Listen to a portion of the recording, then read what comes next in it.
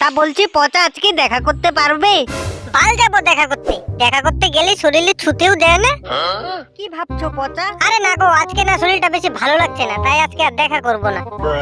ও ঠিক আছে, শরীর না ভালো লাগলে দেখা করতে হবে না, বাড়িতে বসে বিশ্রাম করো।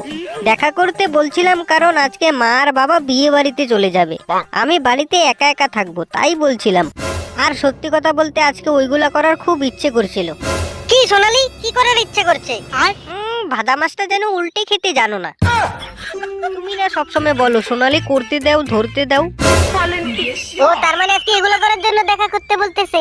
ও ঠিক আছে, চাপ নাই, আমি এক্ষুনি আসতেছি। তুমি কি করে আসবে? তোমার না শরীর ভালো না। থাক, শরীর খারাপ লাগলে আসতে হবে না।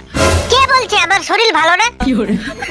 মানে ভালো না, কিন্তু অত খারাপ না, আমি আসতেছি। ঠিক আছে, তাহলে আসার সময় একটা কন্ডোমের প্যাকেট নিয়ে আইসো। কন্ডোম ছাড়া কিন্তু এগুলো করা যাবে না। আরে এটা নিয়ে তোমাকে ভাবতে হবে না, আমি সবকিছু নিয়ে আসতেছি। ঠিক আছে, তাহলে রাখছি, তুমি তাড়াতাড়ি চলে আসো।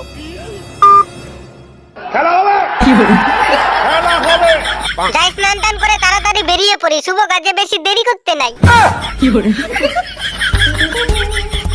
সবকিছুই ঠিক আছে, কিন্তু কন্ডমটা কিনবো কোথা থেকে? আশেপাশের কোনো দোকান থেকেই তো নেওয়া যাবে না। সব থেকে বড় কথা, আগে কোনোদিন কিনিও তো নাই। বাল ভয়ও লাগতেছে।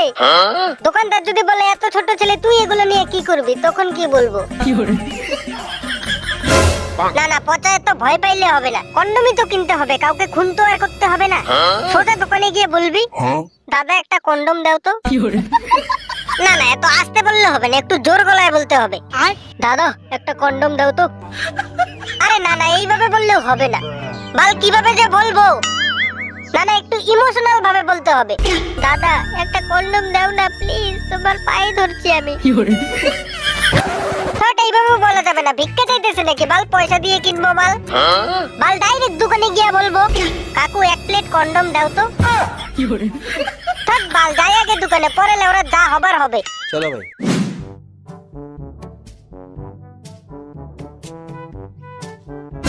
এই তো বারে একটা ওষুধের দোকান, যাই এই দোকানে গিয়েই প্রথম ভৌনিটা করি। না না, ডাইরেক্ট গিয়েই বলা যাবে না, মালটা আমাকে চিনতেও তো পারে। ভাই রিস্ক নেওয়া যাবে না। অবশ্য মনে হয় না চিনবে, কারণ আমি এই মালটাকে মনে হয় না কোনোদিন দেখছি। যাই হোক, আরেকটু সামনে যাই। কি রে, তুই শ্যামলদার ছেলে পচা না? এই গার মেরেছে, যা ভেবেছিলাম তাই। কাকু তুমি চেনো আমাকে? আরে বোকা, তোকে চিনবো না আমি? তোর বাবার সাথে তো আমার প্রায়ই দেখা হয়। অবশ্য তোর বাবা ওই দিন আমাকে তোর ফটোটা দেখাইলো, না হলে তো চিনতামই না। তা বাবা ওষুধ টষুধ কি কিছু লাগবে নাকি? আরে না না কাকু, আমি কিসের ওষুধ নিব? আমি তো এমনি ঘুরতে ঘুরতে এদিকে চলে আসলাম। ভাড়া যেটা লাগবে সেইটা তো তোমার কাছ থেকে নেওয়া যাবে না। ঠিক আছে কাকু, তাহলে আমি আসি। ঠিক আছে, দোকানে আর কি বলবো তোকে, তোর বাবার সঙ্গে একদিন আমাদের বাড়িতে আসিস। আচ্ছা কাকু, অবশ্যই আসবো। লেউরা ভাগ্যিস ওই দোকানে গিয়ে ডাইরেক্ট কন্ডমের কথা বলি নাই, না হলে কি পদ্মারাটা যে খেতাম তা তোমাদের বলে বোঝাতে পারবো না।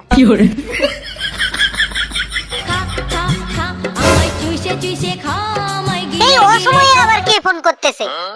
পচা তুমি কোথায়? সন্ধ্যা হয়ে যাচ্ছে, কখন আসবে? এই তো আমি এক্ষুনি আসতেছি।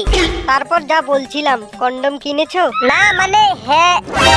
বোকাচোদা লাগানোর জন্য একদম পাগল হয়ে যাও, আর এইদিকে একটা কন্ডম কিনতে পারছো না। আজকে যদি কন্ডম নিয়ে না আসতে পারো তাহলে আর আমার সাথে কোনোদিনও কথা বলবে না। এ কি বিপদে পড়লাম? লেউরা যেভাবেই হোক কন্ডম নিয়ে তো আজকে আমাকে যেতেই হবে। গুগল ম্যাপে তো এইখানেই একটা ওষুধের দোকান দেখাচ্ছিল, কোথায় গেল বাড়া? ওই তো দোকানটা। না না, এইবার আর অত ভয় পেলে হবে না, ডাইরেক্ট যাবো। মালটা যদি আমাকে চিনেও ফেলে তাহলে বলবো কাকু আমার জ্বরের ওষুধ লাগবে। এই কি দুর্ঘটনা, দোকানের নাম তো দেখছি আমার মালের নামের মতো। যাই হোক, দোকানে এখন কোনো লোকজন নাই, গিয়ে চুপচাপ নিয়ে ফেলি, পরে লোকজন আসলে আবার অসুবিধা হবে। এই লেওরাও আবার আমাকে চিনে ফেলবে না তো? না মনে হয় না চিনবে। কাকু বলছিলাম আমার কন্ডম লাগবে, তাই তো?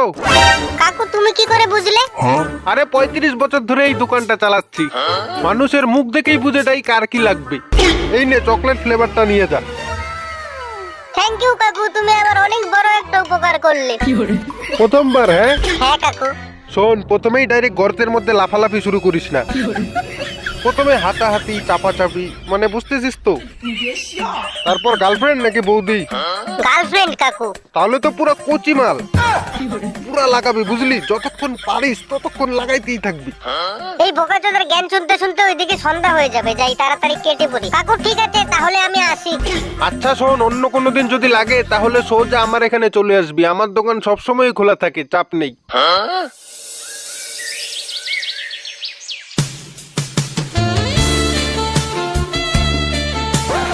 শোনো, মা জেঠিদের সঙ্গে আগেই চলে গিয়েছে, বাবাও দোকান থেকে এসে পড়েছে, বাবাও এখনই চলে যাবে, পরেই আমরা শুরু করব।